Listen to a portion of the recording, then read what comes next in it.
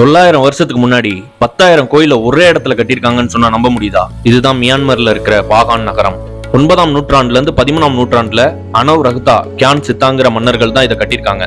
இங்க மொத்தம் 10,000க்கும் அதிகமான புத்த கோயில்கள் இருந்துச்சு. ஆனா இப்ப வெறும் 2,200 மட்டும்தான் இருக்கு. 1975ல வந்த மிகப்பெரிய பூகம்பத்துல முக்கால்வாசி அழிஞ்சிருச்சு. அதுல ஒரு சில கோயில்களை திருப்பி கட்டினாங்க, ஆனா முழுசா கட்ட முடியல. இந்த உலகத்திலேயே பாகான் நகரம் தான் ஹாட் ஏர் பலூனுக்கு ரொம்ப ஃபேமஸ். இந்த பலூன்ல இருந்துகிட்டு சூரிய உதயத்தோட சேர்த்து இந்த கோயில்களையும் பாக்குறது அவ்வளவு அழகா இருக்கும்.